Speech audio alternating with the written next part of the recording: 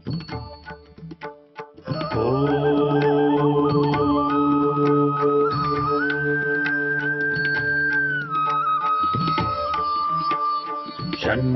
मित्रः शं वरुणः शन्नो भवत्वर्यमा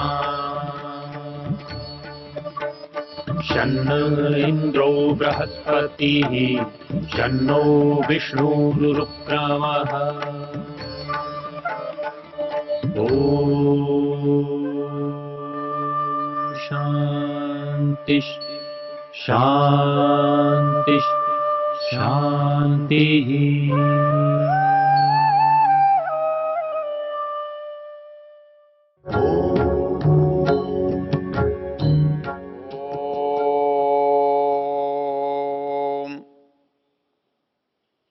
यहाँ पर हम विचार कर रहे हैं, परमेश्वर ने इस प्रकृति से संसार का निर्माण किया।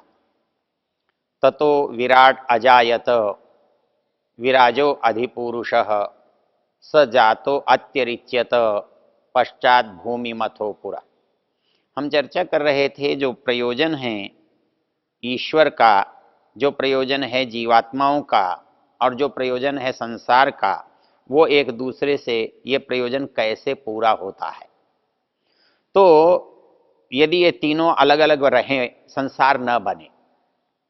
मान लीजिए कि सापेक्ष हैं और तीनों एक दूसरे से काम लेते हैं, तो ये तीनों रहते हुए क्या एक दूसरे के प्रयोजन को पूरा कर सकते हैं या एक दूसरे के प्रयोजन को सिद्ध कर सकते हैं। परमेश्वर को, ईश्वर को जीवात्मा प्राप्त करना चाहता है, पाना चाहता है, या उसके पास जो नहीं है वो उससे लेना चाहता है, तो वो क्यों नहीं ले ले वैसे ही।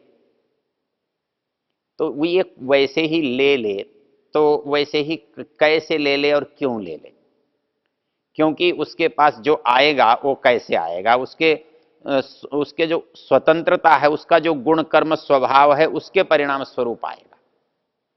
अर्थात जो लेने वाला है उसे प्रयत्न करना पड़ेगा। और वो प्रयत्न कैसे करेगा? क्या वो निराकार रहते हुए, बिना शरीर के रहते हुए प्रयत्न कर सकता है? वो प्रयत्न वहां नहीं कर सकता है जहां वो नहीं है। और जो उसे लेना है, जैसा वो उसे पाना है, वहां तक पहुंचने के लिए उसे साधन की आवश्यकता है। तो जब तक जीवात्मा के गुण कर्म स्वभाव काम में नहीं आएंगे, तब तक उसका जो प्रयोजन है वो सिद्ध नहीं होगा। और जीवात्मा के गुण कर्म स्वभाव काम में आए, वो केवल जीवात्मा के रहते हो नहीं सकता। तो इसलिए संसार का बनना जीवात्मा के प्रयोजन को सिद्ध करने के लिए अनिवार्य है। अर्थात मैं काम करना तो चाहता हूं, और यदि मेरे पास करने का साधन न हो तो मैं नहीं कर पाऊंगा। तो मुझे उस काम को करने के पहले मुझे उस साधन से भेंट करनी पड़ेगी, उस साधन को स्वीकार करना पड़ेगा, उस साधन को लेना पड़ेगा, बनाना पड़ेगा। तो अब जो साधन मुझे मिला है, इससे मैं कर सकता हूं। तो यहां एक बात और हमारे मन में आ सकती है, हमारे मन में एक सहज शंका पैदा हो सकती है कि उस साधन को मैं स्वयं बना लूं तो, और अपने आप ही उस साधन से काम ले लूं, तो ऐसा उसके सामर्थ्य में है नहीं। अर्थात जीवात्मा का यह सामर्थ्य नहीं है कि वो अपने शरीर की स्वयं रचना कर ले या इस संसार की से वो कुछ बना ले।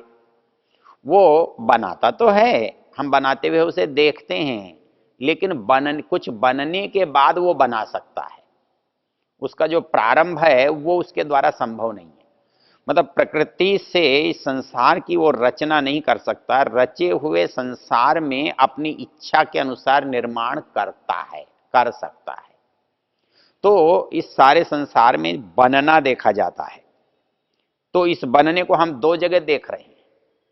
एक तो हम जो दिखाई दे रहा है वहां देख रहे हैं, और एक दिखाई तो नहीं दे रहा है लेकिन बना है ये देख रहे हैं। तो बनना, जहां बनाया जा रहा है मनुष्य के द्वारा वहां भी बनना है, और जहां मनुष्य ने तो नहीं बनाया है पर बना हुआ दिखाई दे रहा है। उदाहरण के लिए हम सामने एक भवन को देखते हैं। यह भवन मनुष्य कहता है मैंने बनाया है। अब इसका बनाना भी बहुत प्रकार का है। किसी ने इसमें धन लगाया है, वो कहता है मैंने बनाया है। किसी ने मजदूरी की है, वो कहता है मैंने बनाया है। कोई ईंट पत्थर लाया है, वो कहता है मैंने बनाया है। अब इनमें से इन पत्थरों के बिना तो कुछ भी नहीं बना सकता। तो ये जो पत्थर है, जो ईंट है, ये क्या बिना बने बने हैं? क्या इनका बनाने वाला कोई नहीं है? आप पत्थर पहाड़ से तोड़कर ले आए, पत्थर से आपने भवन बना दिया, तो आप कह सकते हैं कि ये भवन मैंने बनाया, पत्थर से बनाया, लकड़ी से बनाया, लोहे से बनाया। ये लकड़ी आप कहते हैं मैं लाया, लेकिन लाए तो आप जंगल से हैं, जंगल में फिर पेड़ से हैं, लेकिन पेड़ तो आपका बनाया हुआ नहीं है। भवन आपने बनाया है, पत्थर आपने लगाए हैं, पत्थर आप लाए हैं, लेकिन पहाड़ तो आपका बनाया हुआ नहीं है। आपने बाकी सब साधनों को काम में लिया है, लोहा काम में लिया है, लोहा जहां से निकला है वहां से बनाया है, लेकिन पहाड़ में लोहा आपने नहीं बनाया है। तो इस संसार के दो रूप हैं बनने के। एक में मनुष्य बना रहा है, हम उसे बनता हुआ देख रहे हैं, तो उससे ये पता लगता है कि आधी चीज जो पीछे बनी हुई है उसे भले ही बनाने वाला दृष्टिगत नहीं हो रहा है, दिखाई नहीं दे रहा है, लेकिन निश्चित रूप से वो भी बनी है। जैसे ये मकान स्थूल है, ये अपने कारण पत्थर लोहे से बना है, तो वैसे ही लोहा स्थूल है, अपने कारण मिट्टी के कणों से बना है। तो ये संसार भी यदि स्थूल है, इसमें भी यदि कुछ घटा बढ़ी होती दिखाई देती है, तो ये भी किसी से बनना चाहिए। तो इसलिए इसका जो मूल कारण है, जिसे हम प्रकृति कहते हैं, तो वो प्रकृति से परमेश्वर इसको बनाता है, और परमेश्वर इस संसार को बना करके संसार के वस्तुओं को भी रूप में बनाता है, और संसार में इस मनुष्य के प्राणी के शरीर के रूप में इस संसार को बनाता है। और जीव को ये स्वतंत्रता मिलती है, ये अधिकार मिलता है, ये अवसर मिलता है कि वो इसका उपयोग करके अपने प्रयोजन को सिद्ध करे। तो मूल चीज है प्रयोजन की सिद्धि, उद्देश्य को पाना। तो तीनों चीजों का उद्देश्य हमको मालूम होना चाहिए। तीनों वस्तुओं का जब उद्देश्य मालूम है, तो उसके प्रयोजन को सफल करने के लिए, प्राप्त करने के लिए जो क्रिया है उसका पता होना चाहिए। इसको एक बहुत अच्छे रूप में विचार विश्वेताश्वतर उपनिषद में भी किया गया है। वो कहते हैं कि कुछ ऋषि जो थे, जब वो पहुंचे थे तो उन्होंने एक बात कही थी कि भाई हम ये जानना चाहते हैं, ये जो संसार बना है अपने आप ही बन गया है कि इसे किसी ने बनाया है, कि इन वस्तुओं से स्वयं बन गया है? तो इस पर वहां विचार किया गया है। वो कहते हैं कि संसार में जड़ पदार्थ हैं, संसार के निर्माण के जो उपादान कारण जिन्हें हम कहते हैं, मिट्टी है, पत्थर है, लकड़ी है, लोहा है, इन सब का जो मूल है वो है। तो क्या वो अपने आप बन सकता है? पांच महाभूत हैं, वो हैं, उनका अस्तित्व तो है, तो उस अस्तित्व से उसका निर्माण हो जाए तो क्या बुराई है? तो संसार अपने ही रूप को बदलकर दूसरे रूप में आ जाए, अर्थात कारण रूप से कार्य रूप में आ जाए, प्रकृति के रूप से संसार के रूप में आ जाए, ऐसा हो सकता है? तो कहते हैं ऐसा हो सकता इसलिए नहीं है क्योंकि जो करना होता है, जो क्रिया होती है, वो चेतन के अधीन होती है। अर्थात जो भी काम आप कर रहे हैं, तो करने का जो उपकरण है वो तो जड़ है, लेकिन उस उपकरण में जो क्रिया हो रही है, जो काम हो रहा है, जो परिवर्तन हो रहा है, वो चेतन का होता है। इसलिए 5 महाभूत होने पर भी चेतन के बिना निर्माण संभव नहीं है। तो ऐसा हो सकता है कि पांचों भूत मिलकर के कर लें, ये तब भी संभव नहीं है। ये तब भी क्यों संभव नहीं है? इसलिए कि पांचों भी जड़ हैं। अर्थात एक ईंट से मकान नहीं बन सकता, तो क्या 1000, 5000, 5 लाख ईंटें इकट्ठी रख देने से वो मकान या भवन बन जाएगा? नहीं बनेगा। मतलब लोहे को हम एक जगह रख दें, लकड़ी को लाकर तख्तों को रख दें, हम सीमेंट को रख दें, पानी को रख दें, और हम ये सोचें कि ये अपने आप बन जाए, तो बन जाएगा? नहीं बनेगा। अर्थात बनने के लिए, बनने की क्रिया के लिए कर्ता का होना बहुत आवश्यक है, वही इसको बना सकता है। तो इसलिए केवल पंच महाभूत हैं और वो चेतन के बिना काम नहीं कर सकते, तो इसलिए कुछ बन नहीं सकता। तो इसका एक विकल्प है। इसका विकल्प है, तो चेतन यदि बनाने वाला है तो फिर जड़ की आवश्यकता नहीं है, चेतन ही बना ले। वो कहता है कि चेतन बना नहीं सकता जब तक कि साधन न हो। जैसे एक लोहार है, उसके पास जानकारी है लेकिन भट्टी नहीं है, या लोहा नहीं है, या कोई और उपकरण जिनसे चीज बनती है वो नहीं है, तो कैसे बनाएगा? आदमी के पास काटने की क्षमता है लेकिन कुल्हाड़ा नहीं है, लड़ना चाहता है, तलवार नहीं है, बंदूक नहीं है, तोप नहीं है, साधन नहीं है, तो कैसे लड़ेगा? तो इसलिए चेतन कर्ता और जड़ संसार चाहिए। यहां फिर एक और समस्या आती है। वो समस्या आती है, तो ये चेतन जो है जीवात्मा इस संसार को बना लेगा? नहीं बना सकता, क्योंकि संसार में जो कुछ जीवात्मा बनाता है वो संसार के साधन उसको मिलने पर वो संसार के साधनों का उपयोग करके बनाता है। अर्थात जीवात्मा के बनाने के लिए इसे शरीर चाहिए, और शरीर स्वयं संसार के पदार्थों से बनता है। तो जब तक संसार न बना हो, संसार के पदार्थ न बने हों, प्राणी को जीवन न मिला हो, मनुष्य जीवन न मिला हो, मनुष्य में ज्ञान न मिला हो, योग्यता न मिली हो, तो जड़ वस्तु के होने पर भी और चेतन कर्ता के होने पर भी वो काम नहीं हो सकता, क्योंकि चेतन का जो सामर्थ्य है वो नहीं है। तो चेतन होने पर चेतन में सामर्थ्य होना चाहिए, जड़ साधन मिलना चाहिए, और चेतन उस साधनों को अपने सामर्थ्य से जब परिवर्तित करता है तब उसका निर्माण होता है। तो ये संसार का निर्माण जो है ईश्वर के द्वारा ही करना संभव है, और किसी के द्वारा संभव नहीं है।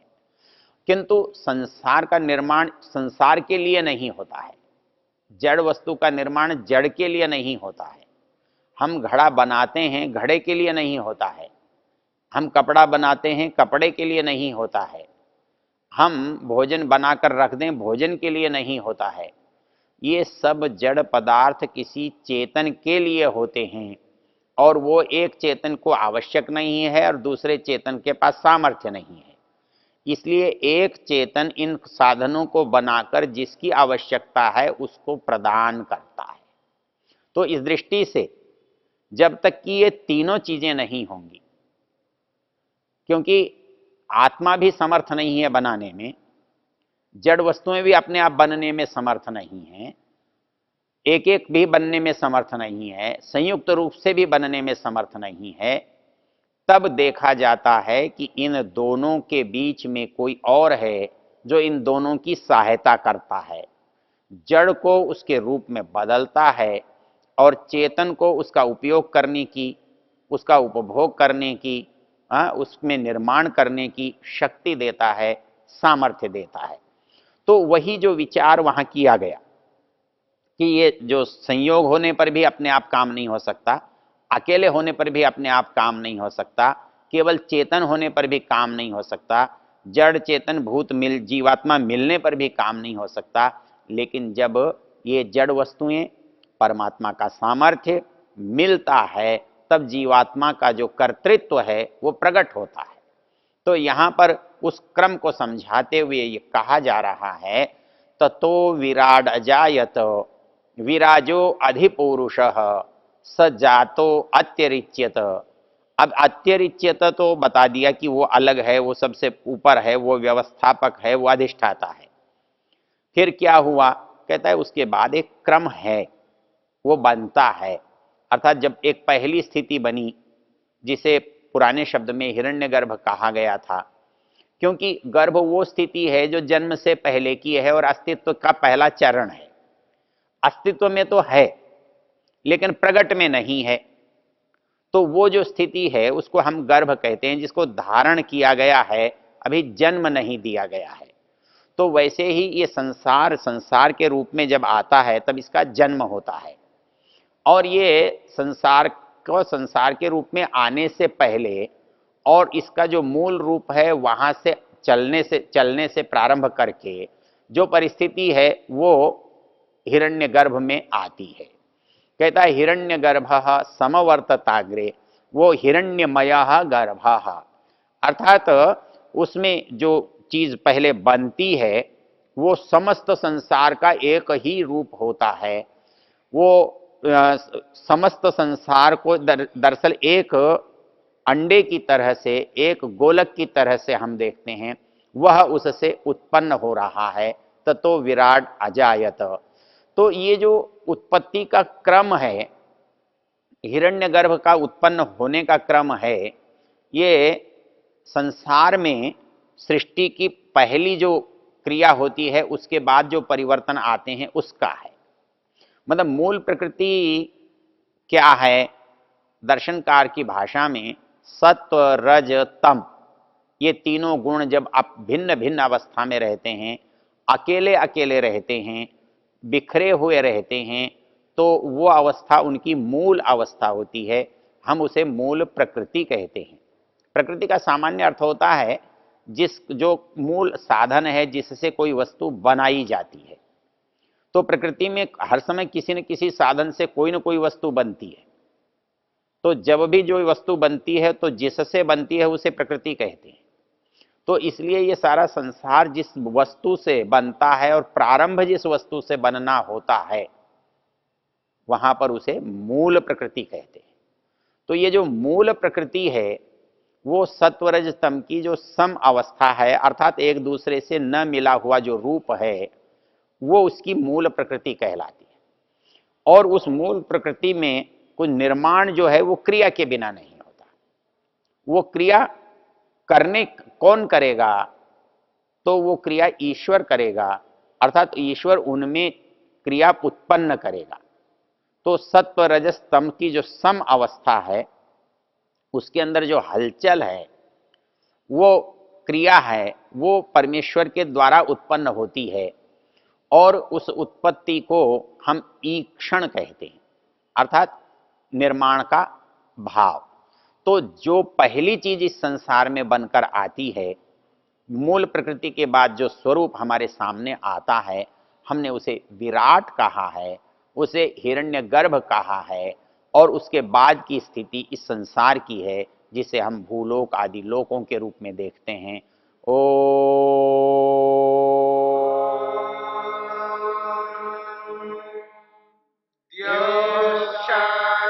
शान्तिरन्तरिक्षं शान्तिर्पृथिवी शान्तिरापः शान्तिरोषधयः शान्तिः वनस्पतयः शान्तिर्विश्वे देवा शान्तिर्ब्रह्म शान्ति सर्वं शान्ति शान्तिरेव शान्ति क्षमा शान्तिरेधि।